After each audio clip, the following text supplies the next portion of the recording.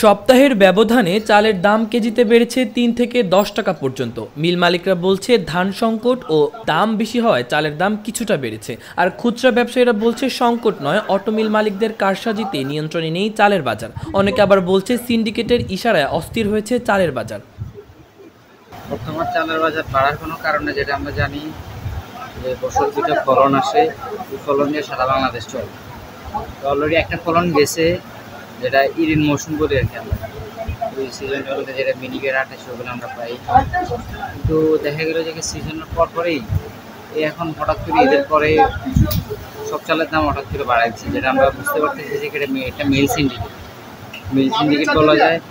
তো এই যে কিছু কিছু কনজিউমার কোম্পানি আছে, তারা হিউজ পরিমাণে চাল মজুত করার কারণে মার্কেটে চাল শর্ট, যার কারণে দেখা গেলো যে মিলাররা চালের দাম বাড়াইতে বাধ্য হয়েছে।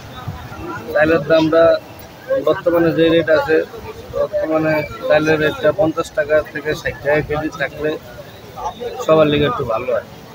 সাধারণ মানুষ 50 টাকা কেজি চালটা বেশিরভাগই মোটা চালটাই সবাই খায়।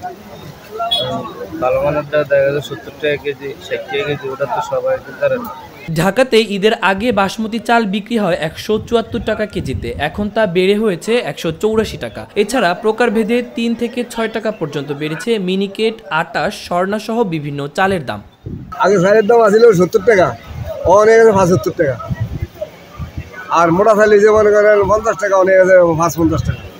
আপনারা কোনটা খান? কয় টাকা দামের টাকা? আমরা খাই 70 টাকাটা, 75 হয়ে গেছে। দাম বাড়লে কি অসুবিধা হয় না? আপনার অসুবিধা হয় না, মানে কামাই কত হয়, কামাই 500, খরচ হয় 1000, তার টাকা হয় কই? বাজার কথা মাছ কিনুন না, মাছ কিনে তরকারি কিনুন না, মনে করেন একটা না একটা ছাড়াই যাওয়া লাগে, কোনোরকম চালান লাগে, কমলে একটু ভালো হয় চলতে বিক্রি। বাজারে ধানের সরবরাহ কমে যাওয়ায় দাম বেড়েছে বলে জানায় মিল মালিকরা। এছাড়া আবহাওয়ার কারণেও চালের দাম বাড়ছে বলে দাবি করেন তারা।